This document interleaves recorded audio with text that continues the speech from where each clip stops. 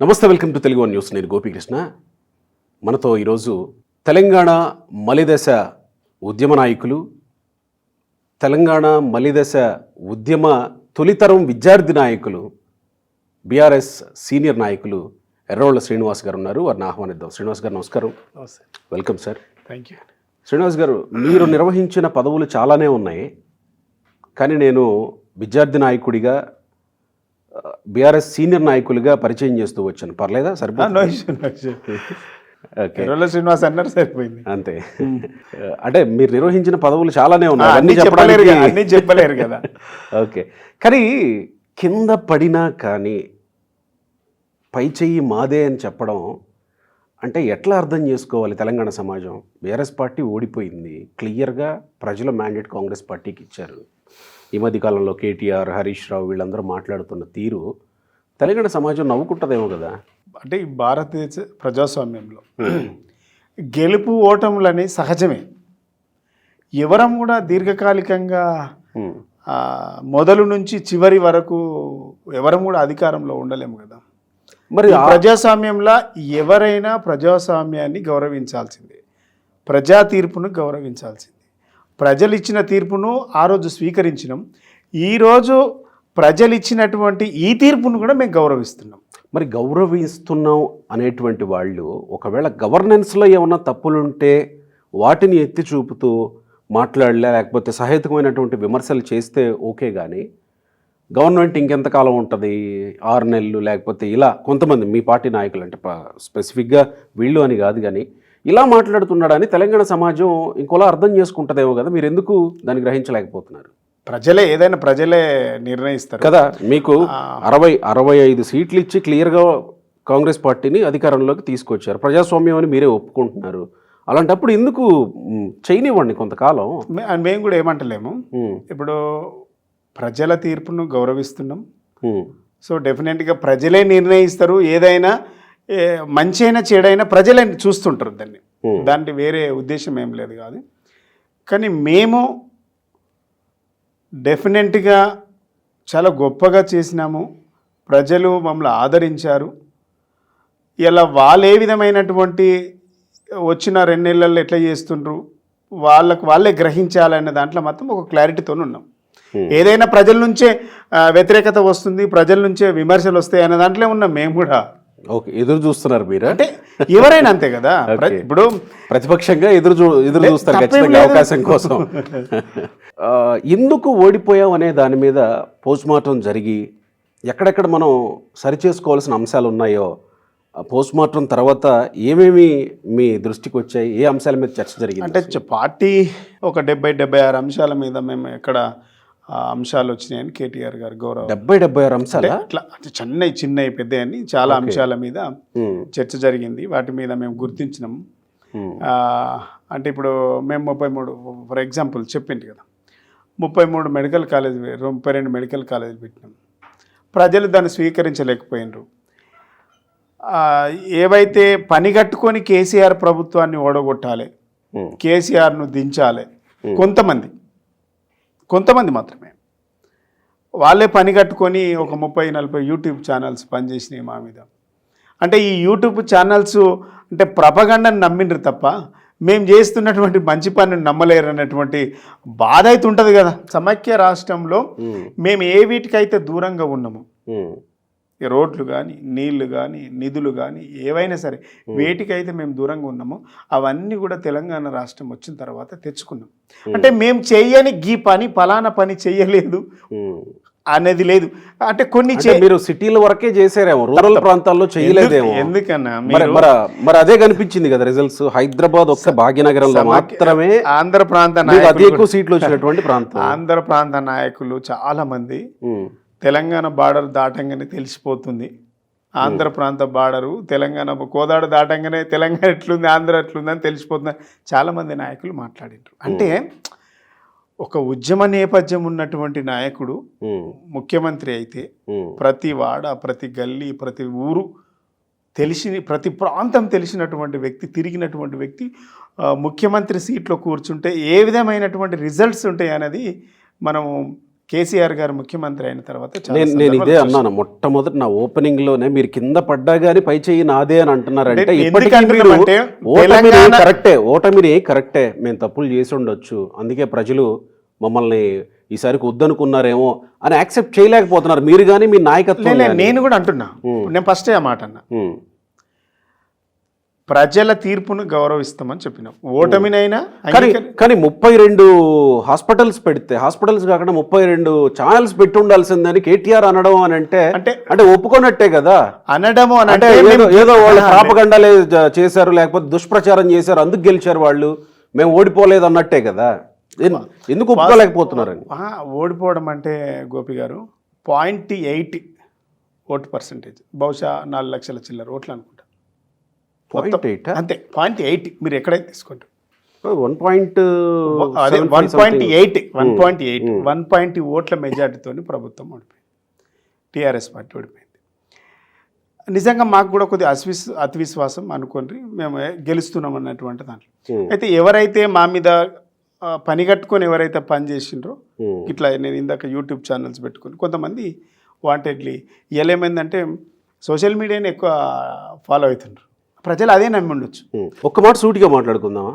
మళ్ళీ రెండోసారి అధికారంలోకి వచ్చిన తర్వాత టీఆర్ఎస్ పార్టీ నాయకుల అహంకారం ప్రజలకి ఇబ్బందిగా మారింది, ప్రజలు సహించలేకపోయారు, అందుకే బీఆర్ఎస్ని ఓడించారు ప్రజలు అనే ఒక ప్రచారానికి మీరు యాక్సెప్ట్ చేస్తారా లేదా? ఇది అహంకారం అని ఎట్లా అంటాం మేము, బాధ్యత అంటున్నారు అందరికీ.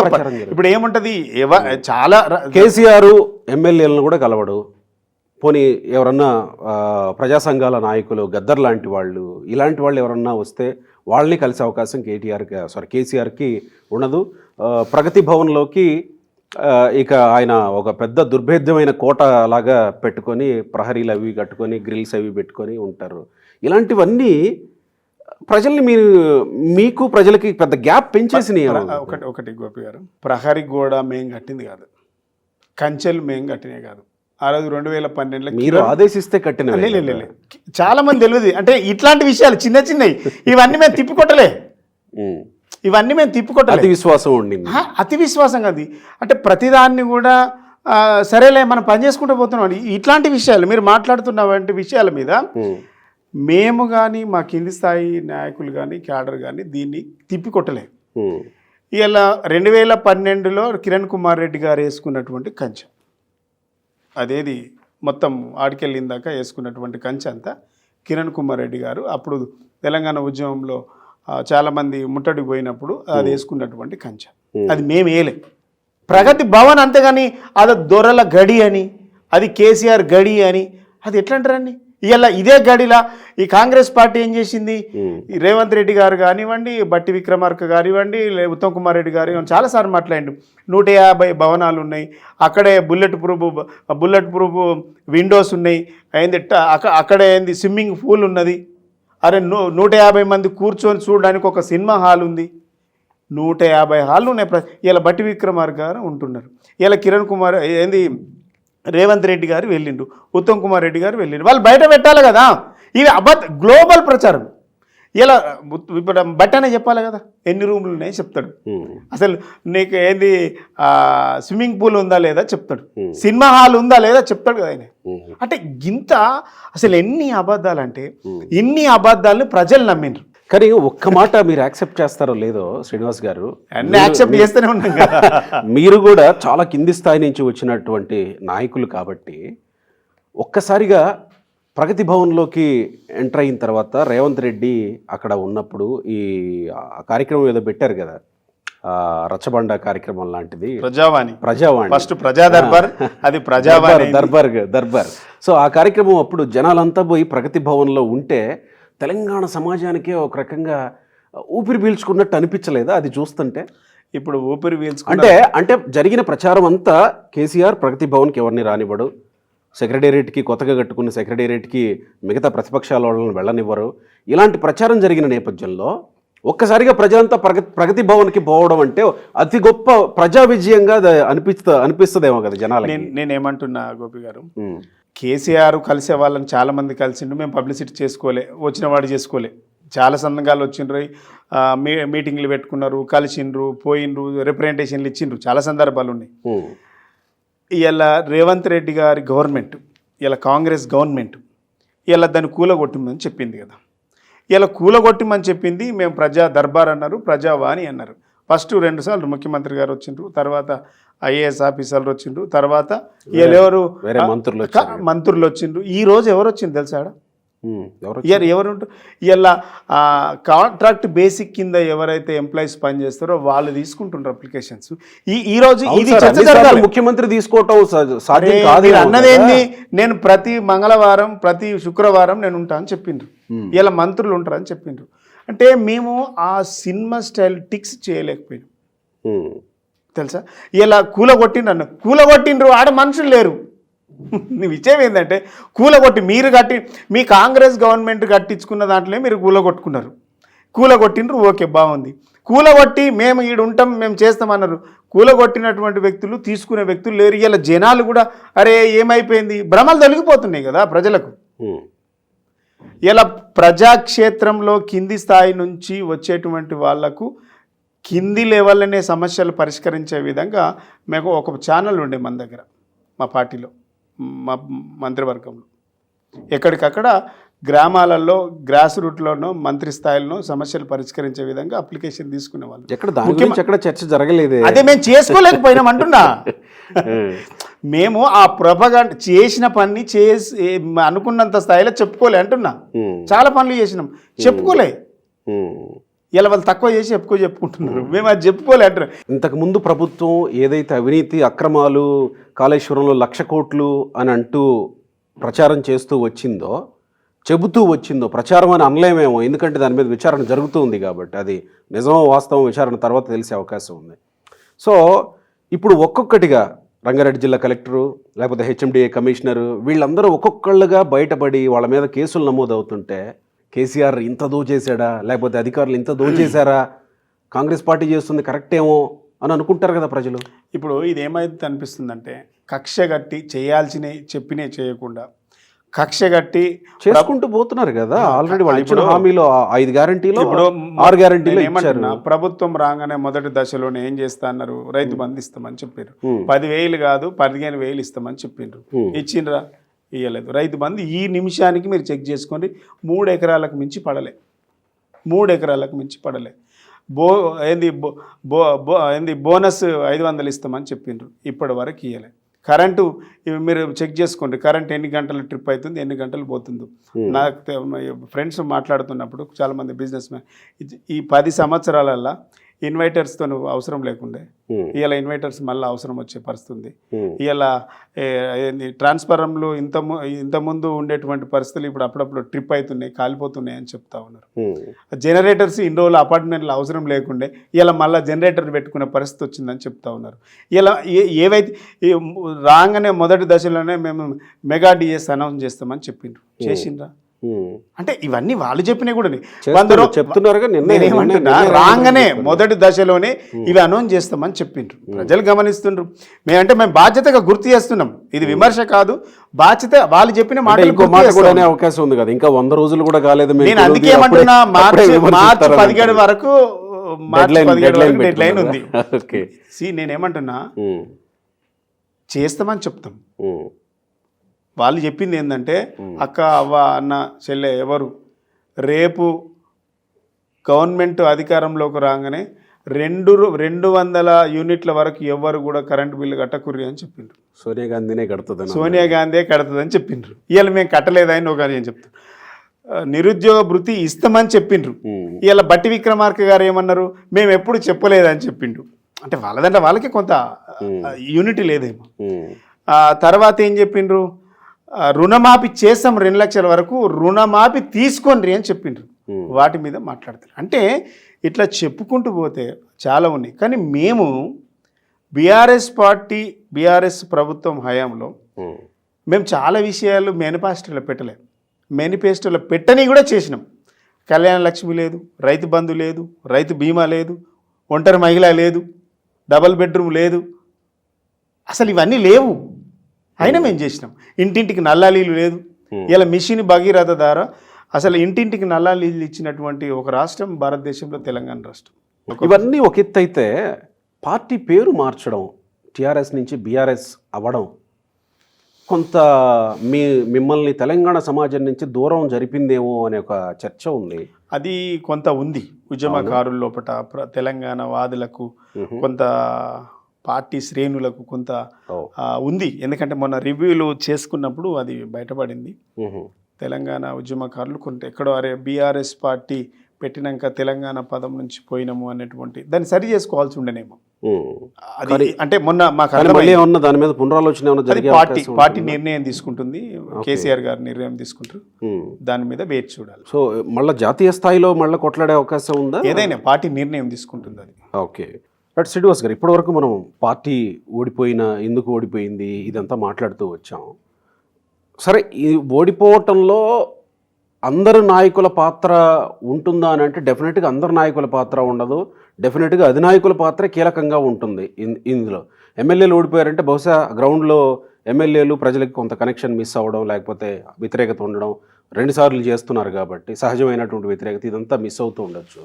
కానీ ఇక్కడ ప్రధానంగా ప్రజలతోటి అత్యంత దగ్గరగా వెళ్ళగలిగిన, అది కూడా దిగువ స్థాయి లేకపోతే సమాజంలో అట్టడుగున వెనుకబడినటువంటి వర్గాల దగ్గరికి వెళ్ళేటువంటి పదవిని మీరు నిర్వహించారు SC కమిషన్ చైర్మన్గా. సో ఆ పదవి మీకు మంచి అనుభూతినిచ్చిందా? నేను సక్రమంగా చేయగలిగాను అనేటువంటి భావన మీకుందా? డెఫినెట్గా నాకు ముఖ్యమంత్రి గారు కేసీఆర్ గారు ఇచ్చినటువంటి ఆ పదవి నాకు పూర్తి స్థాయిలో అనుభూతినిచ్చింది.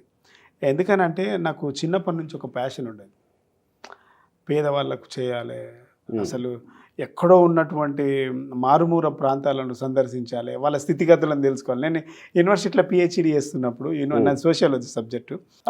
మీరు PhD చేశారు కదా, నేను డాక్టర్ ఎర్రోళ్ళ శ్రీనివాస్ అని చెప్పడం సారీ. థ్యాంక్ యూ అండి. అయితే అప్పుడు నేను అనుకునేవారు అంటే నేను మాకు కేస్ స్టడీ మీద ఇట్లాంటి గ్రామాల మీద వెళ్ళాలి, ఈ మన ఇట్లాంటి ట్రైబల్ ఏరియా మీద వెళ్ళి కేస్ స్టడీ చేయాలనేది నాకు బాగా ఉండేది. కానీ అప్పుడున్నటువంటి పరిస్థితులలో మనం అన్ని ప్రాంతాలు తిరగలేకపోయినాం. అయితే నేను చదువుకున్నటువంటి సమయంలో ఎక్కడెక్కడైతే తిరగాలి, ఈ వేటి మీదనైతే మనం పరిశోధన చేయాలని అనుకున్నాము, నేను ఈ కమిషన్కి వచ్చిన తర్వాత అవన్నీ నేను కూడా కేసీఆర్ గారి అండదండలతో, నా ప్రభుత్వం అండదండలతో నేను అన్నీ కూడా చేయగలిగాను. ఒక్క మాట, దీనిలో లోపలికి వెళ్ళబోయే ముందు మీకు ముందు కానీ మీ తర్వాత కానీ ఈ SC కమిషన్ పేరు అంతగా బీఆర్ఎస్ ప్రభుత్వంలో వినిపించలేదు ఎందుకు? దాదాపుగా నేను కమిషన్ వెళ్ళక ముందు 1400 కేసులు పెండింగ్లో ఉన్నాయి. SC అట్రాసిటీ కేసులు 1400 కేసులు పెండింగ్లో ఉన్నాయి. నేను దిగిపోయే నాటికి 95% డిసాల్వ్ చేసిన. మీరు 95 అంటున్నారు, మీ KTR మంత్రిగా ఉండి 98% సాల్వ్ చేశారు. మీరు వీడియో చూసింది కదా, వీడియో విన్నా. అంటే 95% మనము డిస్పోజల్ చేసినాం. ఈ అట్రాసిటీ కింద ఎవరైతే కేసు బాధితులు ఎవరైతే ఉంటారో వారికి పరిహారం కింద 90 కోట్లు ఇప్పించిన నేను ప్రభుత్వం నుంచి. ఓకే, ఇక్కడ ఒకటి మీరు చైర్మన్గా మీ ఇంట్రెస్ట్ ఒకటి, చైర్మన్గా మిమ్మల్ని నియమించి ప్రభుత్వం కూడా అంతే చొరవగా మీతో పని చేయించడం ఇంకొకటి. ఇక్కడ ఈ విషయంలో మీకు ప్రభుత్వం నుంచి అలాంటి సపోర్ట్ లభించిందా, లేకపోతే మీకు మీరుగా ఇనిషియేట్ తీసుకొని చొచ్చుకుపోగలిగారా అని అంటే? ప్రభుత్వము సపోర్ట్ ఉంది కాబట్టే నేనేం చేసేవాడిని కాదు అని అంటారు, సపోర్ట్ లేకపోతే. అంటే ఇప్పుడు ఎక్కడో మారుమూల ప్రాంతానికి వెళ్ళి నల్లమల్ల అడవులకు పోయినాం. నల్లమల్ల అడవులకు పోతున్నప్పుడు SP గారు 2 సార్లు చెప్పిండు, సార్ అక్కడ వెళ్ళలేం సార్, చాలా ప్రాబ్లమేటిక్ ఉంది, వెళ్ళలేం సార్ అన్న. 2 సార్లు వదిలేసి 3ఓసారి డెఫినెట్గా వెళ్ళాలని చెప్పి, ఇక్కడ ట్రైబల్ ఏరియాలో రోడ్డు కూడా లేదు, అక్కడ వెళ్ళేటువంటి సెంచిపెంటలో ఉండేటువంటి వరకు చాలా ఇబ్బంది అవుతుందని ఒక వార్త వచ్చింది. ఓకే, డెఫినెట్గా వెళ్తా అని చెప్పి, మీరు సపోర్ట్ చేయండి. అప్పుడు మాకు సపోర్ట్ చేయండి. ఏంటి సమస్య ఏంటి అంటే వాళ్ళకు మంచినీళ్ళు తెచ్చుకోవడానికి కనీసం వాళ్ళు అచ్చంపేట టౌన్ అక్కడ మన మండల హెడ్ క్వార్టర్ రావడానికి మినిమం రోడ్డు సౌకర్యం కూడా లేదు అనేది ఒక వార్త వచ్చింది. దాన్ని నేను చూసి డెఫినెట్గా నేను వాళ్ళ స్థితిగతుల మీద చూడాలి, వెళ్ళాలి అని అనుకున్నా. ఈ జీసీజీ ఉంటుంది వాళ్ళ గిరిజన కార్పొరేషన్ కింద. వాళ్ళు ఎవరైతే వాళ్ళు పండించినటువంటి పంటలో ప్రభుత్వమే ఆ గిరిజన సంక్షేమ నుంచి వాళ్ళే అక్కడికి వెళ్ళి వాళ్ళు పండించేటువంటి పంటలను వాళ్ళే కొనుక్కోరావాలి. కానీ అది జరుగుతుందా లేదా అని తెలుసుకోవడానికి కూడా నేను వెళ్ళిన. నేను వెళ్ళి నైట్ అక్కడే ఉండి, మా గోలబాలరాజు గారు ఎమ్మెల్యే గారు ఉండే, అక్కడ మేము వెళ్ళి అక్కడే నైట్ బస చేసి మేము ఇట్లా కిందనే ఇట్లా టెంట్ వేసుకొని కింద బస చేయాల్సిన అవసరం ఏమొచ్చింది? తెలుసుకోవాలి కదా. అంటే నేనేమంటున్నా, తెలుసుకుంటారు, ఉదయం పోతారు, సాయంత్రం అంటే ఒరిజినల్గా తెలుసుకోవాలని ఒక ప్యాషన్, ఒరిజినాలిటీ తెలుసుకోవాలండి. అటు పోయి ఇటు రావచ్చు, లేకుంటే ఫోన్లో కూడా తెలుసుకోవచ్చు, అది వేరే విషయం. రిపోర్ట్ తెప్పించుకోవచ్చు, ప్రతినిధులను పంపచ్చు. కానీ నా ప్యాషన్ ఏంటంటే ఆ వర్గాల నుంచి వచ్చినటువంటి బిడ్డగా ఈ వాస్తవ పరిస్థితులు తెలుసుకోవాలనేటువంటి భావన నాలో. చాలా విషయాలు తీసుకొని అక్కడ ప్రాంతాల ఉండేటువంటి ప్రజలకి ఏమొస్తుంది, ఎట్లా వస్తుంది, గవర్నమెంట్ ఏమి ఇస్తుంది అవన్నీ ఇమ్మీడియట్లీ వాళ్ళ కొన్ని గిరిజన సంక్షేమ శాఖ మంత్రి ద్వారా కూడా కొన్ని పనులు చేయించిన. అట్లనే నా జీవితంలో నా కమిషన్ హయాంలో ఒక అసలు మరుపురాని సంఘటన. వరంగల్ జిల్లా స్టేషన్ కన్పూర్ నియోజకవర్గం పిట్టలోనిగూడెం, నక్కలోనిగూడెం రెండు మండల స్టేషన్ కన్పూర్లో మండల హెడ్ క్వార్టర్ లింగాల కన్పూర్ అది మండలం ఉంటుంది. దాన్ని పిట్టలోనిగూడెం, నక్కలోనిగూడెం రెండు గ్రామాలలో ఒక దగ్గర 85 కుటుంబాలు ఉంటాయి, ఒక దగ్గర 70 కుటుంబాలు ఉంటాయి. తండాలంటే హ్యాబిటేషన్స్ అవి అసలు మీరు బిలీవ్ చేయరు. ఆధార్ కార్డు లేదు, రేషన్ కార్డు లేదు, వాళ్ళకు ఓటర్ ఐడి లేదు, అసలు ఐడి కూడా లేదు వాళ్ళకు. మాకు అసలు మమ్మల్ని ఎవరు పట్టించుకోలేదు. జనగా మాకు వెళితే మమ్మల్ని ఇప్పటి వరకు ఎవరు పట్టించుకోలేదు. మీరన్నారండి అని అంటే ఒక వారం రోజులలో వస్తా అని చెప్పిన, 10 రోజులలో వస్తా అంటే సరే ఇట్లా చాలామంది చెప్పారు, ఎవరు రాలేదని చెప్పిండ్రు. నేను డెఫినెట్గా వస్తా అని చెప్పి 8 రోజులలో నేను వెళ్ళి అక్కడే నైట్ బస చేసిన. మేము అక్కడ వెళ్ళినప్పుడు నైట్ బస చేస్తున్నట్టు క్రమంలో ఒక చిన్న హ్యాబిటేషన్ గుడిసె, ఇద్దరు మంచం వేస్తే ఒకరే పడుకుంటారు.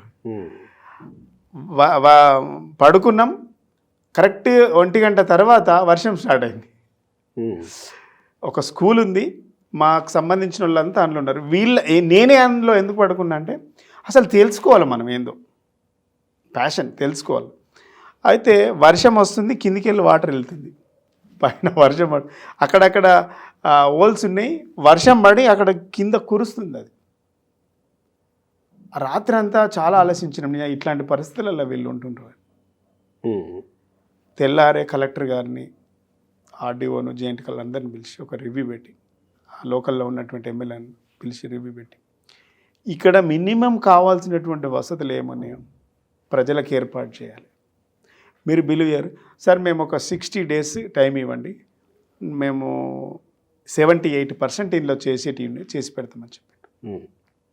మీరు బిలీవ్ చేయరు, 80% కంప్లీట్ చేసినాం. అక్కడ రోడ్లు వేసినాం, వాటర్ ట్యాంక్స్ కట్టించినాం, ఇది అంగన్వాడీ స్కూల్ ఒకటి పెట్టిపించినాం, ఆధార్ కార్డు చేయించినాం, రేషన్ కార్డు చేయించినాం, ఓటర్ ఐడి చేయించినాం. అసలు మీరు ఎప్పుడన్నా ఆ వీడియో చూడండి. ఇవి పెట్టిన తర్వాత వాళ్లకు భూమి ఇప్పటి వరకు పట్టాలు ఇవ్వలేదంట. ఆ పట్టాలు కూడా కమిషన్ త్రూ కలెక్టర్ ద్వారా ఇప్పించినాం. ఏది పోడు భూములేనా? పోడు భూములు, వాళ్ళకి రావాల్సినటువంటి హక్కుపరమైనటువంటి భూములు. ఆ రోజు మేము భూములు పట్టాలు ఇప్పించినాం. తర్వాత వారికి క్యాస్ట్ సర్టిఫికెట్లు ఏమంటే ఆ క్యాస్ట్ సర్టిఫికెట్లు కూడా ఇప్పించినాం. అది వాళ్ళు ఎంత హ్యాపీగా ఫీల్ అయినారు అంటే, ఇంకో ప్రపోజల్ కూడా ఏం పెట్టినంటే వీళ్ళందరికీ ఇక్కడ ఒక 70 కుటుంబాలకు, అక్కడ ఒక 85 కుటుంబాలకు వీళ్ళకు డబల్ బెడ్రూమ్ ఇవ్వాలని కూడా ఒక ప్రపోజల్ కూడా పెట్టినాను. అంటే వాళ్ళకి చేయడంలో అరే గింత ఇలాంటి పరిస్థితిలో ఉన్న సమైక్య రాష్ట్రంలో ఇలాంటి వాళ్ళని ఎవరు పట్టించుకోలేదు అనేటువంటి భావనలో అక్కడ నైట్ అంతా స్టే చేయడం వల్లనే ఒరిజినల్ విషయం అనేది నాకు అర్థమైంది. ఇట్లా నేను అట్రాసిటీ కేసులను పరిష్కారంలో కేసు తగాదాలు ఉంటే పరిష్కారం చేయడంలో ప్రయత్నం చేశాను. కాంపన్సేషన్ ఇప్పించడంలో ప్రయత్నం చేశాను. అదేవిధంగా ఎస్సీ ఎస్టీ పిల్లలు చదువుకు దూరంగా ఉంటే చదువులను మధ్యలోనే వదిలేస్తే ఆ పిల్లల్ని ఎట్లానే చేసి చదివించాలి, ఎక్కడ ప్రాబ్లమ్స్ ఉన్నాయని తెలుసుకున్నప్పుడు ఆర్థికపరమైనటువంటి సమస్యలు ఉంటే వారిని ఎట్లా అధిగమించాలి, వాళ్ళని ఎట్లా చేయాలని మన కమిషన్ ఆఫీస్కి పిలిపించుకోవడం, పిల్లల్ని నేను చదివిస్తా, మీరు ఎందుకు రూపాయి ఖర్చు పెట్టాల్సిన అవసరం లేదని 756 మంది స్టూడెంట్స్కు 3 years లోపల గురుకులాల్లో నేను అడ్మిషన్ ఇప్పించిన. ఎవరు రూపాయి కట్టాల్సిన అవసరం లేదు, ప్రభుత్వం మీకు ఫ్రీగా ఎడ్యుకేషన్ ఇస్తూ ఉంది, హాస్టల్ వసతి కల్పించడం. నిజంగా గురుకులాలలో ఏమవుతుంది, ఖచ్చితంగా ఎంట్రన్స్ రాయాలి, పాస్ కావాలి, మెరిట్ రావాలి. కానీ కమిషన్ చొరవ వల్ల సెక్రటరీకి మాట్లాడి, గురుకుల సెక్రటరీ మాట్లాడి కొంత వీళ్ళకు ఎక్స్క్యూజ్ చేసి వీళ్ళకి ఇవ్వండి అని చెప్తే వాళ్ళు కూడా కమిషన్ మాట కాదనకుండా వాళ్ళకు కూడా కొంత విద్యార్థులకు సాయం చేయడం వల్ల వాళ్ళందరికీ ఇవ్వడం వల్ల ఒక రకమైనటువంటి సంతృప్తి. అనేక పర్యటనలు.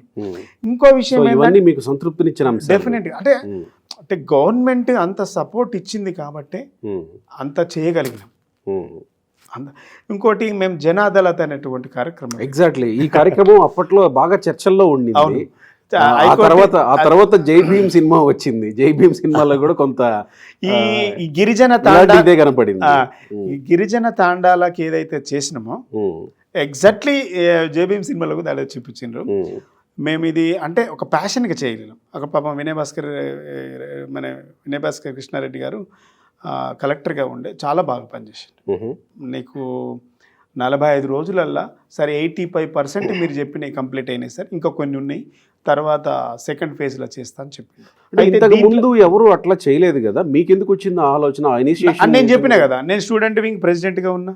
ఓకే, నేను దాన్ని కూడా సక్సెస్ఫుల్గా చేసిన. దాదాపు 11 లక్షల మెంబర్షిప్ చేయించాను నేను, విద్యార్థి విభాగం ప్రెసిడెంట్. నేను కేసీఆర్ గారు పాలిట్ బ్యూరో మెంబర్ ఇచ్చిండ్రు. నేను చిన్న 29 సంవత్సరాలకు పాలిట్ బ్యూరో మెంబర్, దాంట్లో కూడా నేను సక్సెస్ఫుల్గా ఉండి ఎర్రల శ్రీనివాసు అంటే అరే పొలిట్ బ్యూరోలో ఉన్నాడు అన్న విధంగా నేను పనిచేసిన. అదేవిధంగా కమిషన్ చైర్మన్ ఇచ్చిండు. కేసీఆర్ గారు నా మీద నమ్మకం ఉంచి బాధ్యత అప్పచెప్పిండు. నేనేందో ప్రూవ్ చేసుకోవాలని కూడా నేను కమిట్మెంట్గా పనిచేసిన.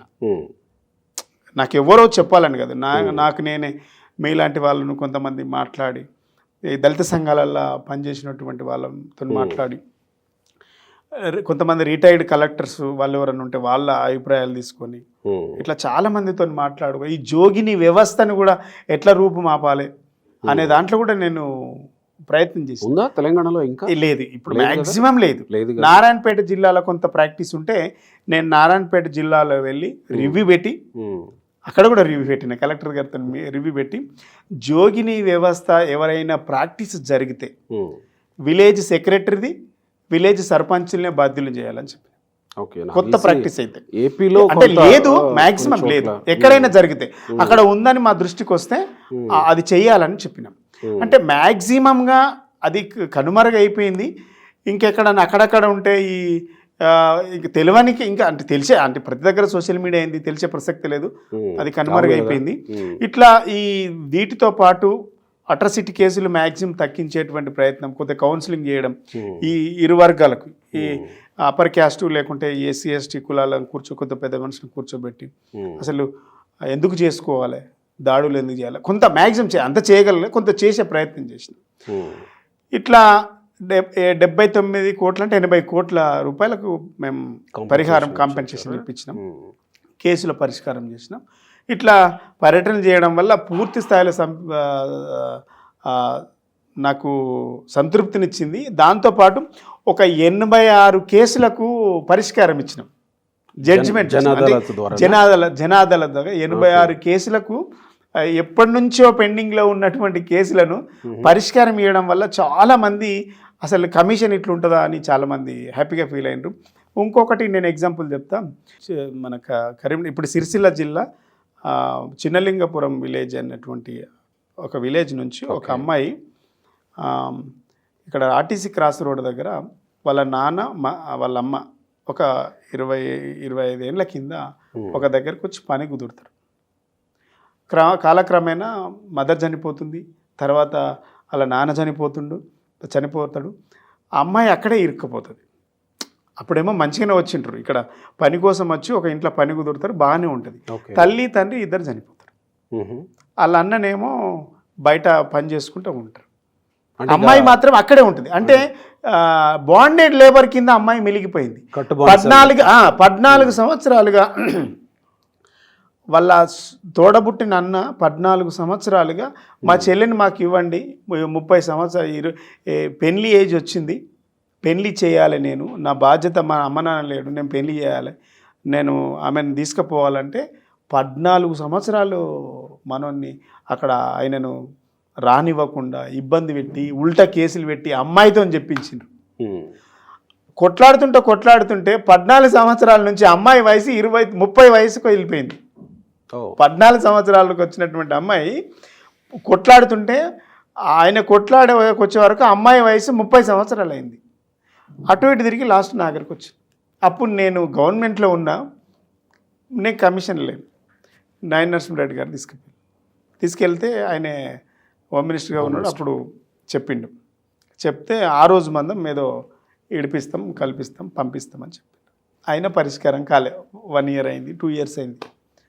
వాళ్ళు తిరిగి నాన్న ఇది కాదు అనేసి పాపం ఇక మనకు బాగా తెలిసిన వాళ్ళు కూడా అదృష్టవశాత్తు నేనే దానికి చైర్మన్ అయినా. మీరు బిలీవ్ చేయరు, 6 months లోపల అమ్మాయిని విడిపించిన 16 సంవత్సరాల నుంచి ఉంటున్నటువంటి బాండెడ్ లేబర్ అమ్మాయిని విడిపించి వాళ్ళ మీద కేసులు పెట్టించి డెఫినెట్గా అమ్మాయికి పూర్తి సంరక్షణ బాధ్యత తీసుకోవాలని వాళ్ళకు కొంత ఎక్స్గ్రేస్ చేయించి పెళ్లి చేసి మా ఆఫీసు పిలిపించి బట్టలు పెట్టి పంపించిన నేను. అసలు నాకు అది బాండెడ్ లేబర్ అని పుస్తకాలలో చదువుకునేది కదా. కానీ నేనే చేయడం వల్ల నాకు ఎంత సాటిస్ఫాక్షన్ అనిపించిందంటే, అబ్బా ఇక సరిపోయింది, కేసీఆర్ గారు ఇచ్చినటువంటి జాబ్లో ఇదొక చిన్న పని చేయగలిగిన ఒక సంతృప్తినిచ్చింది. అంటే మనం యూనివర్సిటీలో చదువుకున్నప్పటి దానికి మనం చేసిన దానికి టాలీ చేసుకుంటే ఒక మంచి పని చేసిండ్రా అనేటువంటి సంతృప్తిని మిలిగింది. ఇట్లా జనాదాలత్ వల్ల అనేక కార్యక్రమాలు ప్రజలకు మేలు జరగడం వల్ల కూడా నేను కమిషన్ నుంచి పూర్తి స్థాయిలో సంతృప్తి పొందాను. మీరు ఒక కమిషన్ చైర్మన్గా ఇంత చేయగలిగినప్పుడు ఇలాంటి చైర్మన్లు రకరకాల శాఖల నుంచి, రకరకాల కార్పొరేషన్ల నుంచి, మంత్రులు, ఎమ్మెల్యేలు చాలా చేసి ఉండాలి కదా తెలంగాణలో. మళ్ళీ ఇక్కడ మిమ్మల్ని ఎందుకో, మీరు ఒకవేళ ఇంత చేసినా ప్రజలు మిమ్మల్ని ఎందుకో పక్కకి నెట్టేశారు, లేకపోతే ఈసారి మీరు కాదు కాంగ్రెస్ వస్తే బాగుంటుందని అనుకున్నారు ప్రజలు? బహుశా అనుకోవచ్చు, ఒక్కసారి అవకాశం ఇద్దాంలే అనుకోవచ్చు. ఇంకో విషయం ఏం జరిగిందంటే, కేసీఆర్ మీద వ్యతిరేకత లేదు ఈ నిమిషానికి. మా ఎమ్మెల్యేల మీద ఉన్నటువంటి వ్యతిరేకతను మేము గమనించలేకపోయినాం. కేసీఆర్ గారు ముఖ్యమంత్రిగా ఉండాలి, మా ఎమ్మెల్యే ఓడిపోవాలి. నేను చాలా జాగాలలో చూస్తున్నా కదా. నేను నిన్న కాక మొన్న మేము యాదాద్రి టెంపుల్కి పోయినాం. అక్కడ కొంతమంది కనబడి మాట్లాడిండ్రు, ఏమైంది ఎందుకు ఓడగొట్టిండ్రు అని అన్న. మా ఎమ్మెల్యే మీద వ్యతిరేకతతో ఓడగొట్టిన తప్ప కేసీఆర్ ఓడిపోతాడని తెలియదు అన్న. ఇట్లా మేము తెలంగాణ భవన్లో 16 సమీక్షలు జరిగినాయి, 16 నియోజకవర్గాలు జరిగినాయి. అందులో వచ్చిన వాళ్ళు మేము మా ఎమ్మెల్యే ఓడిపోవాలనుకున్నాం తప్ప కేసీఆర్ ఓడిపోతాడు, ముఖ్యమంత్రి సీటే పోతుందని అనుకోలేము మేము. మరి ఎందుకు ఈ విషయాన్ని పసిగట్టలేకపోయింది? అదే నేను అంటున్నా. విశ్వాసం అనుకోండి, అతి విశ్వాసం అనుకోండి, అది మేము కనిపెట్టలేకపోయినాం. దానివల్ల జరిగినటువంటి నష్టం తప్ప కేసీఆర్ మీద వ్యతిరేకత లేదు, కేసీఆర్ ను ఓడగొట్టాలనేటువంటి ఉద్దేశం ప్రజలకు లేదు. మా ఎమ్మెల్యేనే ఓడాలి. ఇక్కడ నా ప్రశ్న ఏంటంటే, ఎందుకు సిట్టింగ్లకే మళ్ళీ అవకాశం ఇవ్వక తప్పని పరిస్థితి వచ్చింది కేసీఆర్కి? బ్లాక్మెయిల్ చేశారా? అట్లేం లేదు. అంటే మంచిగా ఉంది గవర్నమెంట్, మార్చాలంటే ఒక 30, 20, 30, 40 మందిని మార్చాలి. ఎంతమందిని మార్చుడు ఎందుకు, సర్వేలలో మంచిగా వస్తుంది కదా అంటే కింద జరుగుతుంది మాకు తెలియదు. సర్వేలలో మంచిగా, కార్యకర్తలలో కొంత కోపాన్ని, బాధను మేము తెలుసుకోలేకపోయినాం. ఇవి కొంత కారణం మాకు వచ్చినటువంటి ఫీడ్బ్యాక్లో కనబడతా ఉంది. కింద ఉన్నటువంటి కార్యకర్తలు, ఉద్యమకారుల వాళ్ళ ఆవేదనను కానీ వాళ్ళ పరిస్థితులు కానీ మేము అర్థం చేసుకోలేకపోయినాం. కాబట్టి కేసీఆర్ ఉండాలి ముఖ్యమంత్రిగా, మా ఎమ్మెల్యే ఓడాలి. అందరు ఎమ్మెల్యేలు ఓడిపోతే గవర్నమెంట్ రాదన్న సంగతి చాలామంది గమనించలేకపోయింది. సో దాంతోపాటు సామాన్య ప్రజలది ఒక ఎత్తు అయితే ఉద్యమకారులది ఇంకో ఎత్తు కదా. మీరు దగ్గర నుంచి చూసిన వ్యక్తులు, మొదటి నుంచి ఉద్యమంలో పాల్గొన్న వ్యక్తులు, ఉద్యమకారుల విషయంలో కూడా సరైన న్యాయం చెయ్యలేకపోవడం, అది సమాజంలోకి ఇంకోలా వెళ్ళిందేమో కదా. అంటే చాలా మట్టుకు చేయగలిగినాం, ఇంకా చేయాల్సినటువంటి అవసరం ఉండే. అంటే ఇప్పుడు వచ్చిన కాంగ్రెస్ పార్టీ మేము ఉద్యమకారులకు చేస్తామని అంటూ ముందుకొచ్చింది, ఆ దిశగా ప్రయత్నాలు కూడా మొదలు పెడుతున్నాం. నేనేమంటున్నా, ఉద్యమకారులు, ఉద్యమ పార్టీ, ఉద్యమ సహవాసం ఉంది అని అంటే బీఆర్ఎస్కే ఉంటుంది తెలంగాణలో. అది అది కోల్పోయిందని కదా. అది అయినా కూడా కోల్పోలేదు. నేనేమంటున్నా, శ్రీనారాయణ రెడ్డి గారు ఒక మాట అంటారు, సముద్ర కిరీటం నాకు ఆదర్శం, పడినందుకు కాదు పడి లేచినందుకు. ఇలా మాకు కూడా మేము ఇలా దీన్ని ఒక ఉదాహరణగా తీసుకుంటాం. ఇప్పుడు జరిగినటువంటి దాన్ని మేము ఉదాహరణగా తీసుకొని రాబోయే కాలంలో మళ్ళీ రిపీట్ కాకుండా చూసుకుంటాం. ఎవరైతే మా దృష్టిలో ఏమేమైతే అంశాలు వచ్చినాయో వాటిని అన్నింటినీ కూడా దృష్టిలో పెట్టుకొని డెఫినెట్గా ముందుకెళ్తాం. ఉద్యమకారులు అని అంటే మీరు కూడా ఉద్యమకారులు, మొదటి నుంచి ఎన్ని కేసులు ఉన్నాయి మొత్తం? నా మీద అప్పుడు సమైక్య రాష్ట్రంలో పెట్టినటువంటి యూనివర్సిటీలో ఒక టాప్ 10 స్టూడెంట్ లీడర్స్ మీద పెట్టి అందరి మీద 114 నుంచి 122 వరకు ఉంటాయి. నా మీద 114 కేసులు ఉన్నాయి. మొత్తానికి ఒక 4 అటెంప్ట్ మర్డర్లు, మిగిలిన 100 కేసులు. అంటే ప్రతి పోలీస్ స్టేషన్లో ఈ హైదరాబాదు నగరంలో ఎవడన్నా రాళ్ళు కొట్టని, ఎవరైనా తలగబెట్టని ఆ కేసులు కొంతమంది మీదనే రికార్డ్ అయిపోయినాయి. అయితే 114, 115 కేసులు నా మీద ఉన్నాయి. మేము ఒక 26 కేసుల మీద జైలుకి వెళ్ళిన నేను. కేసీఆర్ గారు ముఖ్యమంత్రి అయిన తర్వాత ఈ ఉన్న కేసులన్నీ ఒకటే సంతకంతో పోయినాయి. ఇలా కాంగ్రెస్ గవర్నమెంట్ వచ్చి కేసులన్నీ కొట్టేసిందంటే అప్పుడే కొట్టేసిండ్రు. సో ఇన్ని విషయాల్లో మీరు చాలా జెన్యున్గా ఒప్పుకున్నారు, కొన్ని విషయాల్ని ఖండిస్తూ వచ్చారు. మనం ఎంతసేపు మాట్లాడింది అంటే నిజాన్ని మాట్లాడిన రాజకీయంగా ఏది మాట్లాడలే, వాస్తవాలు. ఎందుకంటే మేము ఇంకా కూడా మేము దాచిపెట్టుకుంటే నేను నా పార్టీని నేను మోసం చేసుకున్నట్టయితే డెఫినెట్గా సమీక్ష అనేది జరగాలి. ఇలా కొందరికి నచ్చినా నచ్చకపోయినా పార్టీ బాగుపడాలంటే, రేపు పార్టీ స్ట్రెంథన్ కావాలంటే నేను నిజమే అని అనుకోనంటే కూడా కుదరదు. కొంత వాస్తవాలు పరిస్థితుల్లో డెఫినెట్ గా కాంగ్రెస్ వేవ్ అయితే నడిచింది రాష్ట్రంలో. కాంగ్రెస్ వేవ్ ఉందని నేను అన్నా. ఎందుకనంటే కేసీఆర్ వ్యతిరేక వేవ్ అన్నా, కేసీఆర్ గవర్నమెంట్ వ్యతిరేక వేవ్. కాంగ్రెస్ ఒకటి గోపి గారు, నేను 2 ఒప్పుకోను. కాంగ్రెస్ వేవ్ కాదు ఒకటి, రెండవది కేసీఆర్ మీద వ్యతిరేకత కాదు. ఈ 2 కాదు. కాంగ్రెస్ వేవ్ ఉంటే గ్రేటర్లో 1 సీట్ రాలే. మరి ఎందుకు రాలే ఈ కాంగ్రెస్ వేవ్ అని అంట నేను. ఒకటి, కేసీఆర్ మీద వ్యతిరేకత ఉంటే మొత్తమే సీట్లు రావద్దని అంట. ఎక్కడైతే ఎమ్మెల్యేల మీద వ్యతిరేకత ఉందో, ఎమ్మెల్యేలు సర్దుబాట్లు చేసుకోలేకపోయినరు, ఎక్కడైతే ఎమ్మెల్యేలు కింది కార్యకర్తలను విస్మరించిండ్రో అక్కడ మాత్రమే ఓటమి పాలైంది. నేనేమంటున్నా, నేను సంగారెడ్డిలో ఇన్ఛార్జ్. ఎగ్జాక్ట్లీ, నేను అక్కడికే వస్తున్నా. ఇన్ని చోట్ల ఈ ఓటమి, ఈ పరిస్థితులు చూసిన తర్వాత సంగారెడ్డిలో మీరు ఇన్ఛార్జిగా ఉండి జగ్గారెడ్డి లాంటి వ్యక్తుల్ని ఓడించడానికి ఎట్లా సాధ్యమైంది అని అంటే ఇక మేము 45 రోజులు పనిచేసిన నేను హరీష్ రావు గారి డైరెక్షన్లో 45 రోజులు పనిచేసిన. వాస్తవంగా ఆ రోజు ఉన్నటువంటి పరిస్థితుల్లో, మేము వెళ్ళడానికి ముందు ఉన్నటువంటి పరిస్థితుల్లో మేము సర్వే ప్రకారం చూస్తే వెనుకనే ఉన్నాం. వెనుకబడ్డాం కదా, వెనుకున్నాం. దాన్ని ఎట్టి పరిస్థితుల్లో గెలిపించుకోవాలనేది ముఖ్యమంత్రి గారి, ఆ జిల్లా మంత్రి హరీష్ రావు గారి యొక్క ఖచ్చితంగా గెలవాలి సీటు అనే దాంట్లో పార్టీ గెలవాలి లక్ష్యం. హరీష్ రావు గారి యొక్క ఆలోచన విధానం ఈ జిల్లాలో 10కి 10 గెలిపించుకోవాలి. దాంట్లో సంగారెడ్డి టఫ్ ఉన్న సీట్, ప్రతిసారి ఓడిపోతుంది. అయితే నేను 45 రోజులనే నేను 2 సార్లు వచ్చిన హైదరాబాద్కు. సంగారెడ్డికి ఎంత దూరం ఉంటుంది? 60 కిలోమీటర్లు. ఒక గంటలో వచ్చిపోవచ్చు. అయినా నేను రాలే. అంటే ఆ కమిట్మెంట్గా, ఆ స్పిరిట్గా పనిచేసిన. నేనేం గమనించిందంటే కార్యకర్తలకు, లీడర్లకు గ్యాప్ ఉంది. లీడర్లకు, కార్యకర్తలకు గ్యాప్ని ఫిలప్ చేసుకోగలిగిన.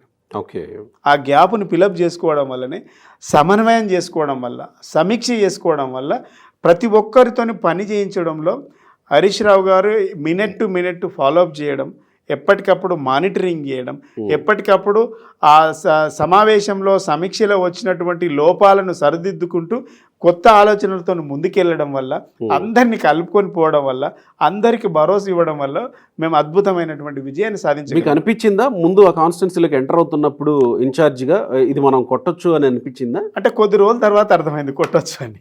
అవునా? ఏంటి జగ్గారెడ్డి లోపాలు ఏంటి? అంటే రెండు విషయాలు అక్కడ. జగ్గారెడ్డి గారు 5 సంవత్సరాలలో ఒక్క రోజు కూడా నియోజకవర్గానికి వెళితే ఓన్లీ టౌన్లో మాత్రమే తిరిగి కొంతమందికి మాత్రమే కలిసి. మాస్ లీడర్ గా అంత పేరు ఉంది కదా ఆయనకి. అదే మాసలనే పోతాడు ఆయన, ఏదో 4 బస్తీలు పోతాడు, పోయి అక్కడ 10-20 మందిని కలిసి మాట్లాడి మిర్చిల బడ్డీ లేకుంటే స్వీట్ షాపు లేకుంటే చాయ్ కొట్టు అక్కడక్కడ కొంతమందితో మాట్లాడి అక్కడనే కొంచెం హల్చల్ చేసి ఇక మళ్ళీ కింద ఏం పోడు అని. 5 సంవత్సరాలలో ఏ ఒక్క పని కూడా తీసుకురాలేదు, ఏ ఒక్క పని కూడా చేయించే ప్రయత్నం చేయలేదని. 5 సంవత్సరాలల్లో ఒక రోడ్డు రాలేదు, ఒక లైట్ రాలేదు, ఒక స్ట్రీట్ లైట్ తేలేదు. కనీసం ఈ ఊరికి మినిమం ఎమ్మెల్యే ఫండ్ కింద వచ్చేటువంటి ఫండ్స్ కూడా ఖర్చు పెట్టలేకపోయిండు అనేటువంటి భావన ప్రజల్లోకి బలంగా తీసుకెళ్ళగలిగింది. ఇంకోటి ఏంటంటే జగ్గారెడ్డి గారికి ఒక 14 నంబర్లు ఉంటాయంట, ఫోన్ నంబర్లు 14 నంబర్లు ఉంటాయి. అదే ఆడిపోయినాక నాకు తెలియదు. 14 నంబర్లు ఉంటాయి. 14 నంబర్లు ఉంటాయి అని చెప్తే ఎంతమందికి తెలిసి 14 నంబర్లు అంటే ఎవరికి తెలియదు అని చెప్పిండ్రు. 14 నంబర్లలో ఒక్క నంబర్ కూడా తెలియదు అని చెప్పిండ్రు. దాన్ని మేము అస్త్రంగా వాడుకున్నాం. రెండోది జగ్గారెడ్డిని కలవడం ఎట్లా అంటే అన్న కలిసే ప్రసక్తి లేదు. జగ్గారెడ్డికి 14 నంబర్లు ఉంటాయి, జగ్గారెడ్డిని కలవాలంటే కూడా ఒక 14 మందిని కలవాలి, అప్పుడే నీకు ఆయన కలుస్తాడు అనేటువంటి వాదన కూడా నాకు వినిపించింది. వాటిని కూడా మేము అడ్వాంటేజ్ తీసుకున్నాం. సో ఇట్లా 5 సంవత్సరాలలో ఎమ్మెల్యే ఎప్పుడు రాలేదు, మాకు అందుబాటులో లేడు, ఎప్పుడు పలకడు, ఎప్పుడు మాట్లాడు, ఎప్పుడు ఫోన్ కలవదు. ఒకవేళ ఆ ఫోన్ చేస్తే కూడా 10-15 మందికి ఫోన్ చేస్తే ఏదైనా సమస్య వస్తే ఆయన దగ్గరికి పోతాం. అప్పుడు ఇట్లా ఇవన్నీ అలాంటి వాళ్ళు ఏంది అవకాశం వచ్చినప్పుడు ఇవన్నీ తీసుకొని మనం గెలవడానికి స్కోప్ ఉంది అని. సో ఇది డెఫినెట్గా టీఆర్ఎస్ విజయమే, ఇది డెఫినెట్గా ఎర్రోల శ్రీనివాస్ స్ట్రాటజీ. హరీష్ రావు గారి స్ట్రాటజీ కిందనే మేము పనిచేసినాం. హరీష్ రావు గారి మినిట్ టు మినిట్ స్ట్రాటజీ వల్లనే మేము పనిచేసినాం, దాన్ని వర్కౌట్ చేసినాం. దానివల్ల ఆయన కాంగ్రెస్ లో కూడా కాస్త కొరకరాని కొయ్యగా తయారయ్యాడు కదా. అది వాళ్ళ పార్టీ ఇంటర్నల్ ఇష్యూస్. నేను మాట్లాడా జస్ట్ ఆ రోజు నాకు ఇచ్చినటువంటి పార్టీ బాధ్యత, మీ టాస్క్ పూర్తి చేసి 100% మనం ఎవరికి ఇచ్చినా పార్టీ బాధ్యత డెఫినెట్ గా సక్సెస్ చేయాలి, సక్సెస్ కావాలి. దాంట్లో ఆ సక్సెస్ లో నేను ఉన్ననా లేదా అనేది నేను మరి ఇంతకీ అక్కడ గెలిచిన ఎమ్మెల్యే మీ కష్టాన్ని యాక్సెప్ట్ చేస్తాడు డెఫినెట్ గా చేస్తాడు కదా. నాకు చాలా దగ్గర ఆప్తులు ఉద్యమ సమయంలో చింతా ప్రభాకర్ దగ్గర ఆప్తులు, అందరం కలిసి పనిచేసినాం. వయసులో ఆయన చాలా పెద్దవాడు అయినా కూడా మనం అంటే గౌరవం ఉంటుంది, గౌరవిస్తారు. సో పార్టీ డైరెక్షన్లో పనిచేసినాం, గెలవాలనుకున్నాం, గెలిచినాం. రైట్. మీరు 2001లో టీఆర్ఎస్ ఉద్యమ పార్టీగా ప్రారంభమైనప్పటి నుంచి పార్టీలో ఇన్ని పొజిషన్స్ నిర్వహించుకుంటూ అది కూడా సక్సెస్ఫుల్గా నిర్వహించుకుంటూ వచ్చానని చెప్పుకుంటూ వస్తున్నారు. అఫ్ కోర్స్ జనాల్లో ఉన్న ఆదరణ చూస్తే అది కూడా అర్థమవుతుంది. కానీ మిమ్మల్ని పార్టీ వినియోగించుకోవడంలో ఎక్కడ వెనకబడింది? మీరు ప్రజలకు చేశారు, లేకపోతే ప్రజలు మిమ్మల్ని గుర్తుపెట్టుకున్నారు, అది వేరే విషయం. మిమ్మల్ని వినియోగించుకోవడంలో పార్టీ ఎక్కడో వెనకబడిందేమో కదా? వెనకేం పడలేదు. పార్టీ అవకాశాలు ఇవ్వడం వల్లనే ఇన్ని పనులు చేసుకుంటూ వస్తాం. పార్టీ అవకాశం ఇచ్చింది, డెఫినెట్గా పార్టీ ఇచ్చిన ప్రతి టార్గెట్ని కూడా నాకు ఇచ్చినటువంటి టార్గెట్ నేను పూర్తిగా పని చేసుకుంటా సక్సెస్ఫుల్గా చేసుకుంటా వస్తాను. కానీ ఎందుకు ప్రజాప్రతినిధిగా చట్టసభల్లోకి పంపించేంత స్థాయిలో మిమ్మల్ని వాడుకోలేకపోయింది పార్టీ? అంటే చట్టసభలకు మాత్రమే వెళ్ళే అవకాశం కల్పించలే. సో నాకు కూడా వెళ్ళాలని ఉండే. లాస్ట్ టైము మొన్న పోయిన ఎలక్షన్లో అవకాశం ఇవ్వమని అడిగిన. జహీరాబాద్లో మీ పేరు వినిపించింది. జహీరాబాద్లో పేరు వినిపించింది, మనకిస్తే గెలిచేవాళ్ళం. అయితే పాత వాళ్ళని ఎవరు కూడా మార్చట్లేదు కదా, ఇది ఒక్కటి మార్చడం వల్ల ప్రాబ్లం వస్తుందని కేసీఆర్ గారు చెప్పడం. సో పార్టీకి ఒబీడియంట్గా పనిచేసిన. కానీ మిమ్మల్ని వినియోగించుకుంటే మీ కష్టానికి, ఇన్నాళ్ళు పడినటువంటి కష్టానికి ఏదో ఒక చోట ఇచ్చుంటే బాగుండేదన్న భావన మీ నుంచి ఫలం పొందిన ప్రజల్లో ఉంటుందేమో కదా? డెఫినెట్గా ఉంటుంది కదా, ఇస్తే బాగుంటుంది. మనతో తిరిగే వాళ్ళు కానీ వస్తుండేవా అన్న, మీరు ఎక్కడ కంటెస్ట్ చేస్తున్నారు ఏంటన్నా? డెఫినెట్గా వస్తుంది కదా, మనల్ని ఇష్టపడే వాళ్ళు, మనల్ని అభిమానించే వాళ్ళు, మన ఆప్తులు, మనకు సంబంధించిన ఫ్రెండ్స్ కూడా టికెట్ అడుగు అని అంటారు, టికెట్ తీసుకో అని అంటారు, ఎక్కడ వస్తుందని అడుగుతారు, వస్తే బాగుండు అంటారు, వస్తే పని చేస్తామంటారు కదా, సహజంగా మాట్లాడేటువంటి మాటలు. అంటే ఇంకో ప్రశ్న కూడా వస్తుంది. కేసీఆర్ కోటరీ సరే కోటరీ ఆ కోటరీ ఈ కోటరీ అనేది పక్కన పెడితే హరీష్ రావుకి అత్యంత దగ్గరగా ఉండేటువంటి వ్యక్తులు ఎర్రోళ్ళ శ్రీనివాస్ గారు. కానీ హరీష్ రావు కూడా ఎందుకు ఎర్రోళ్ళ శ్రీనివాస్ గారికి టికెట్ ఇప్పించడంలో లేకపోతే ఒక సముచితమైనటువంటి ప్రాధాన్యత ఇప్పించడంలో కాస్త వెనకబడ్డారు ఆయన కూడా. అంటే ఇవన్నీ కూడా కేసీఆర్ గారి డైరెక్షన్లో నడుస్తుంటాయి కాబట్టి ఏదైనా కేసీఆర్ గారే చూస్తారు కాబట్టి. అంటే హరీష్ రావు గారు అనుకుంటే అవదా అనే ప్రశ్న కూడా ఉంటుందిగా. ఇక అనేవాళ్ళు అట్లా కూడా మాట్లాడతారు. ఇప్పుడు ఉదాహరణకి ఒక్క పటాన్చెరు నియోజకవర్గం తీసుకుందాం. పటాన్చెరులో 2 ఎమ్మెల్సీలు వచ్చాయి, చివరి నిమిషంలో 2 ఎమ్మెల్సీలు వచ్చాయి, కార్పొరేషన్ పదవులు వచ్చాయి. ఆ ఎమ్మెల్యేకే మళ్ళీ టికెట్ వచ్చింది, వస్తుందా రాదా అనుకుంటున్న టైంలో. సో అంతలా పట్టుబట్టి హరీష్ రావు గారు ఇప్పించుకోగలరు అనే ఒక పేరున్న టైంలో మీలాంటి వాళ్ళకి ఎందుకు న్యాయం జరగలేదనే చర్చ కూడా వస్తుంది. పట్టుబట్టి ఇప్పించిన కంటే కూడా ఇవన్నిటి మీద కూడా కేసీఆర్ గారే ప్రత్యక్షంగా శ్రద్ధ వహించి అన్నిటి మీద ఇన్ఫర్మేషన్ తీసుకొని తానే డిజైన్ చేసినటువంటి పరిస్థితి. ఈ మొన్న లాస్ట్ ఎలక్షన్ మాత్రం మొత్తం ముఖ్యమంత్రి గారే అన్ని సమీక్ష చేసుకొని రిపోర్ట్స్ తెప్పించుకొని ఎవరు గెలుస్తారు ఎవరు గెలవారని వాటినే తన చేసి మొత్తం ఆయన డైరెక్షన్లో నడిచింది. సో రాబోతున్నటువంటి ఎంపీ ఎలక్షన్స్ ఇంకొక 2-3 నెలల్లో మనకి ముందు కనపడుతూ ఉన్నాయి.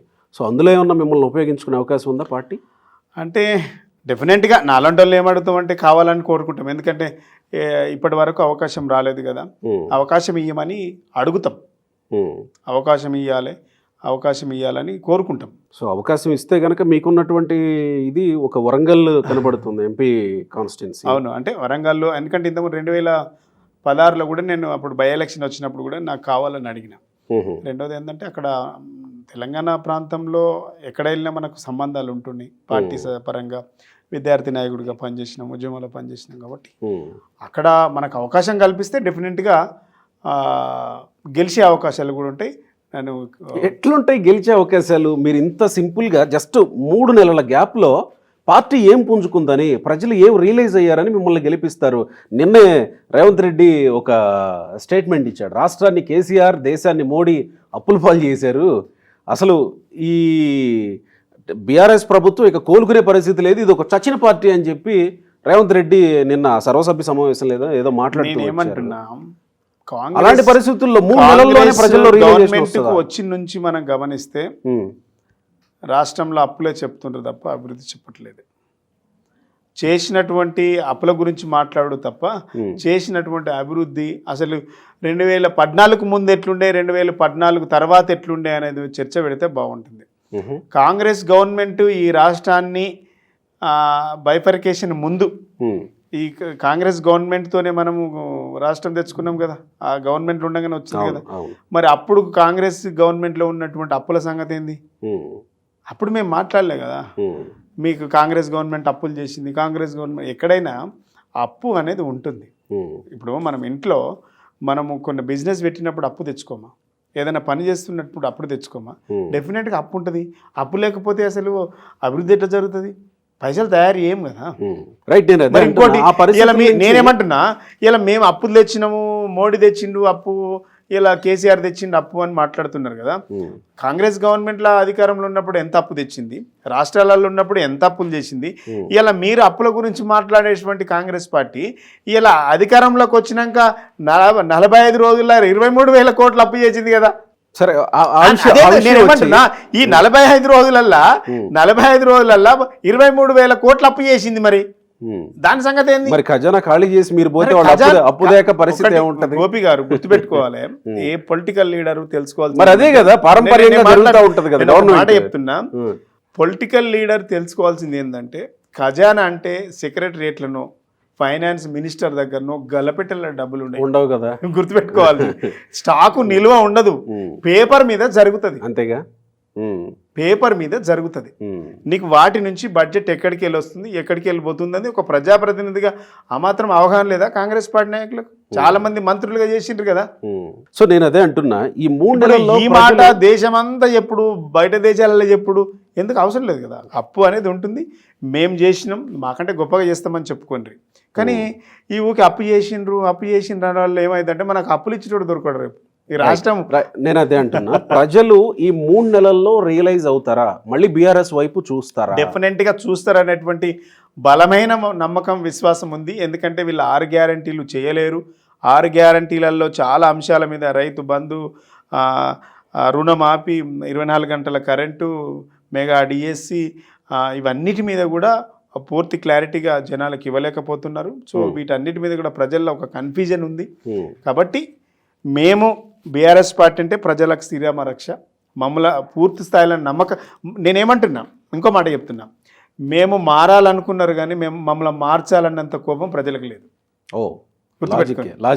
మేము ఎక్కడైనా అరే ఈ లీడరు మమ్మల్ని పట్టించుకుంటలేడు, ఈ లీడర్ మార్చాలనుకున్నారు కానీ మమ్మల్ని ముఖ్యమంత్రిని ముఖ్యమంత్రిని మార్చాలన్నంత కోపం లేదు. మేము అంటే ఈ లీడర్ ఇంకేమన్నా పట్టించుకోకపోతే, మా మాట సరిగా మాట్లాడకపోతే, అరే వీళ్ళకు అరే ఎక్కువైంది పవరు, మారాలి వీళ్ళు, మనుషులు మారాలనుకున్నారేమో, కార్యకర్తలు కొంతమంది ముఖ్య నాయకులు ఎవరన్నా ఉంటే మారాలనుకున్నారు కానీ మమ్మల్ని మార్చాలన్నంత కోపం ఎవరికి లేదు. అందుకనే ఈ తెలంగాణలో 1.8% మాత్రమే మేము ఓడిపోయినాం. అదే నేను అంటుంది. ఇప్పుడు వాళ్ళ హవా ఉంటే, కాంగ్రెస్ హవా ఉంటే మెదక్ జిల్లాలో మరి జగ్గారెడ్డి లాంటి నాయకుడు ఎందుకు ఓడిపోయిండు? ఒకవేళ అదే భావన ప్రజల్లో ఉంటే ఎంపీ ఎలక్షన్స్ లో అది రిఫ్లెక్ట్ అవుతుందా అనేది డెఫినెట్ గా ఎంపీ ఎలక్షన్ లో ఇవన్నీ కూడా ప్రజలకు తెలిసిపోతాయి. ఈ భ్రమలు ఇవన్నీ కూడా అసెంబ్లీ ఎలక్షన్స్ లోనే రాష్ట్ర ప్రయోజనాలు లేకపోతే లోకల్ గా ఉండే అంశాలన్నీ చర్చకు వస్తాయి.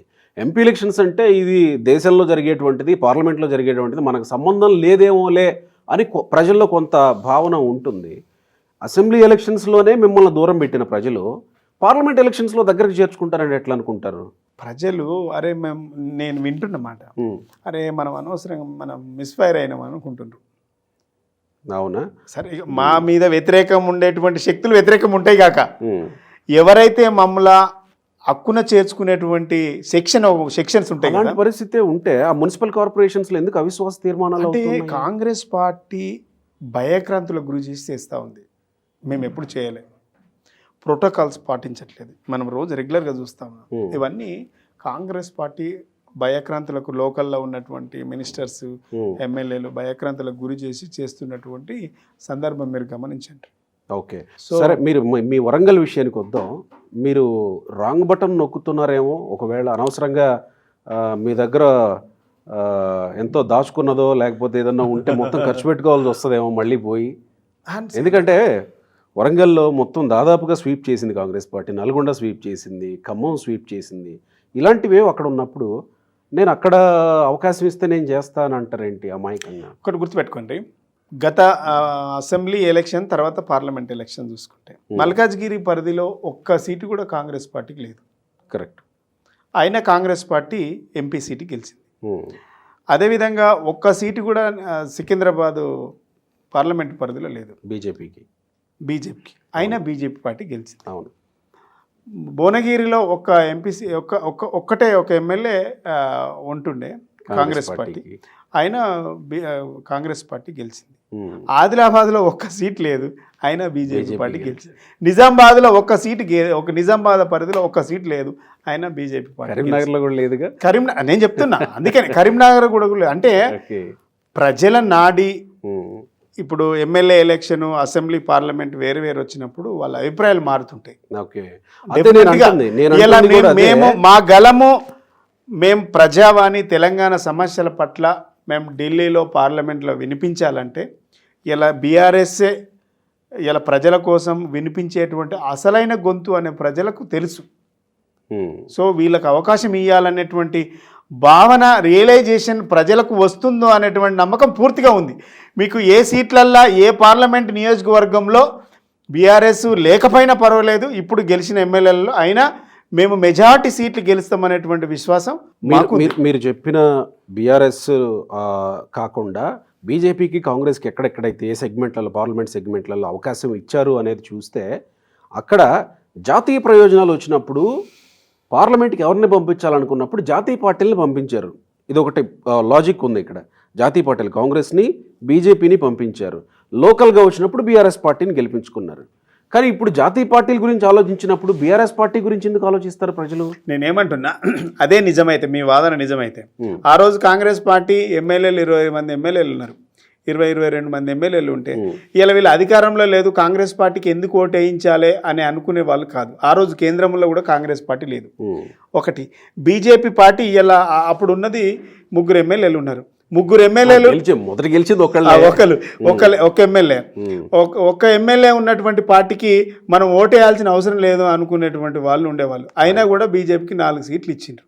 అంటే నేనేమంటున్నానంటే ఓటరు చాలా డిసైడింగ్ ఎగ్జాక్ట్లీ. మనం ఇక్కడ ప్రజల్ని విజయవంతమైన విఘ్నులుగా చూడాలి. ఏంటంటే ప్రజలు చాలా తెలివి కలవాలి. ఎవరు ఇంతమంది మన కాంగ్రెస్ పార్టీ నుంచి ఒక 3, బీజేపీ నుంచి 4, ఇంతమంది ఎంపీలు ఉంటే ఒక్కరోజు ఈ రాష్ట్ర ప్రయోజనాల గురించి మాట్లాడలే. ఒక్కరోజు ఇలా పార్లమెంటులో మేము 6,000 క్వశ్చన్లు అడిగినాం బీఆర్ఎస్ పార్టీ నుంచి. కాంగ్రెస్ పార్టీ నుంచి 1,200 క్వశ్చన్లు అడిగింది. బీజేపీ పార్టీ 177 ప్రశ్నలు అడిగింది, 192 ప్రశ్నలు అడిగింది. మరి ఎవరు ఈ రాష్ట్ర ప్రయోజనాల కోసం మాట్లాడిండ్రు? ఆలోచన చేయాలి కదా ప్రజలు. రైట్. రాష్ట్ర ప్రయోజనాల కోసం మెజారిటీ సీట్లు మీకే ఇచ్చారు, కానీ విభజన చట్టంలో ఉన్న కాజీపేట ఏది మాట్లాడలే. బీజేపీ పార్టీ ఎంపీలో ఉన్నటువంటి ఎంపీలు ఏది మాట్లాడలే. ఇలా మంచికి చెడుకు వాస్తవంగా ఇలా మేము ఓడిపోయి మేము తక్కువ అనిపిస్తుండొచ్చు, కానీ మా శక్తి తెలంగాణ ప్రాంతంలో చాలా బలమైన శక్తి. కానీ మీ విషయానికి వద్దాం, పర్టికులర్గా వరంగల్ విషయానికి వస్తే మీరు ప్రస్తావించారు కాబట్టి ఎంపీ అని, బీజేపీ బలమైనటువంటి పార్టీగా ఎదగడానికి ఉన్నటువంటి అవకాశాల్లో గిరిజన యూనివర్సిటీ ప్రకటించింది ములుగు ప్రాంతంలో బీజేపీ. తర్వాత ఎస్సీ క్లాసిఫికేషన్ రిజర్వేషన్స్లో ప్రకటించింది. అక్కడ ఉన్నటువంటి మాదిగ సామాజిక వర్గం దాదాపు 2,50,000కు పైగా మాదిగ సామాజిక వర్గం సమాజం ఉంటుంది. సో ఇవన్నీ ఇంపాక్ట్ చేస్తే ఇటు బీఆర్ఎస్ వైపు లేకపోతే కాంగ్రెస్ వైపు చూడకుండా బీజేపీ వైపు చూసే అవకాశం ఉంటుందేమో. నేనేమంటున్నా, 14 సంవత్సరాలు తెలంగాణ కోసం కొట్లాడినాం. తెలంగాణ ఇచ్చింది కాంగ్రెస్ పార్టీ. తెలంగాణ ఇచ్చిన కాంగ్రెస్ పార్టీని వదిలేసి బీఆర్ఎస్ పార్టీకే పట్టం కట్టిండ్రు 2 సార్లు. ఎందుకు కట్టిండ్రు? ఈ లాజిక్ అక్కడ వర్తిస్తుంది అంటే. అరే నేనేమంటున్నా, మీరు చెప్పిందే నేను చెప్తున్నా. 2 సార్లు అవకాశం ఇచ్చిండ్రు. మేము త్రుటిలో తప్పినాం. వాస్తవం అయితే త్రుటిలో తప్పినాం. మేము త్రుటిలో తప్పినాం, ఓడిపోలే, ఓటమి కాలే. ఇది మా కాన్స్టిట్యున్సీ ఎమ్మెల్యేలు ఓడిపోయినరు, కానీ మా నాయకుడు ఓడిపోలే. కార్యకర్తలే విజయం సాధించారు. కాంగ్రెస్ గెలవలే, మా కార్యకర్తలు గెలిచిండ్రు. మా లోకల్ ఎమ్మెల్యే ఓడిపోయిండు. కేసీఆర్ ఓడిపోలే, పార్టీ ఓడిపోలే. అర్థమైందా? సో నువ్వు గిరిజన యూనివర్సిటీ తెస్తే మేము కొట్లాడినాం. మేము మాట్లాడడం వల్ల గిరిజన యూనివర్సిటీ ఇచ్చిండ్రు. అట్లా తీసుకుంటారా? కోచ్ ఫ్యాక్టరీ అడిగినాం, ఎందుకు ఇయ్యలే?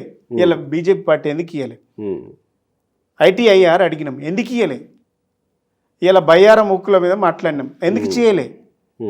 ఇవన్నిటి మీద బీజేపీ పార్టీ మీద వేలల్లో ప్రశ్నలు మేము అడిగినాం కదా, ఒక్కరోజు చేయలే. ఇలా మీరు నేనేమంటున్నా, ఆ రోజు మోడీ గారు వచ్చి జింకానా గ్రౌండ్లో వచ్చి రిజర్వేషన్ చేస్తా అని చెప్పిండు. ఇది రాజకీయ లబ్ధి అని నేను అంటున్నా. రాజకీయ లబ్ధి కోసమే ఇలా క్లాసిఫికేషన్ అంశాన్ని ముందుకు తెచ్చిండ్రు అంటున్నా. చేయాల్సి వస్తే రేపు పార్లమెంట్ ఎలక్షన్ ముందు చేయండి, మీ చిత్తశుద్ధి చాటుకోండి. అది కూడా పొలిటికల్ గెయిన్ అంటున్నా నేను. ఎట్లా అవుతుంది? ఆల్రెడీ ప్రకటించిన తర్వాత కమిటీ కూడా వేసి ముందుకు తీసుకెళ్తున్నారు కదా. నేనేమంటున్నా, 5 సంవత్సరాలలో లేని ఇవాళ క్లాసిఫికేషన్ గురించి అలాంటి పరిస్థితి బీఆర్ఎస్ ప్రభుత్వంలో జరగలేదు. మేమే ఈ రాష్ట్రంలో మొట్టమొదటిసారిగా తెలంగాణ రాష్ట్రం ఏర్పడ్డ తర్వాత సంబంధిత శాఖ మంత్రి ఆధ్వర్యంలో మొత్తం ఎమ్మెల్యేలతోని తీర్మానం చేసి ఢిల్లీకి పంపినటువంటి పార్టీ ఘనత మాది. ముఖ్యమంత్రి గారు ఆ రోజు కేసీఆర్ గారు ముఖ్యమంత్రిగా ఉన్నప్పుడు 2 సార్లు ప్రధానమంత్రిని కలిసి క్లాసిఫికేషన్ చేయమని చెప్పినటువంటి చేసినాం మేము. దాని మీద కమిటీ ఉంది, దాని మీద తీర్మానం ఉంది. 2 సార్లు ఢిల్లీకి పంపినాం, మాట్లాడలే. ఇవాళ మీరు వచ్చి క్లాసిఫికేషన్ చేస్తామంటే ఇవాళ ఓట్ల బైఫర్కేషన్ చేయడానికి మీ క్లాసిఫికేషన్ అంటున్నా నేను. మా మీద ప్రేమ కాదు, ఈ వర్గాల మీద ప్రేమ కాదు. మీరు గిరిజన యూనివర్సిటీ తెచ్చినా, మీరు క్లాసిఫికేషన్ ఇచ్చినా, మీరు ఏం చేసినా ఆ పార్టీని నమ్మరు. సో ఇప్పుడు బీఆర్ఎస్లో ఆల్రెడీ సిట్టింగ్ ఎంపీగా ఉన్న దయాకర్ ఉన్నారు. తర్వాత వర్ధన్నపేట నుంచి ఓడిపోయిన ఆయన కూడా ఎంపీ కావాలని అడుగుతున్నట్టున్నారు. సో వీళ్ళందరినీ కాదని ఒకవేళ అవకాశం ఉంటే ఎర్రోళ్ళ శ్రీనివాస్ వైపు బీఆర్ఎస్ పార్టీ చూడాలంటే ఎర్రోళ్ళ శ్రీనివాస్కున్న ప్రత్యేకమైన అర్హతలు ఏంటి వరంగల్ ఇప్పుడు అర్హతలు అంటే దీంట్లో కొత్తగా డిగ్రీలు సాధించేది ఏం లేదు. ఎందుకంటే 2001 నుంచి పనిచేసినాం. ఓకే, పార్టీ ఇవ్వాలనుకుంటే దానికి పెద్ద అవసరం లేదు. దానికే ఉంది ఇప్పుడు పెద్దపల్లి ఉంది టగామని అక్కడ పెట్టలే. పార్టీ నేను ఎందుకు అంటుండంటే 2001 నుంచి పనిచేసినటువంటి సిన్సియర్ కార్యకర్తగా అడగడం నాకు ఇస్తే పని చేస్తామని చెప్తున్నాను. రైట్ శ్రీనివాస్ గారు, thank you so much for coming. Thank you all the very best.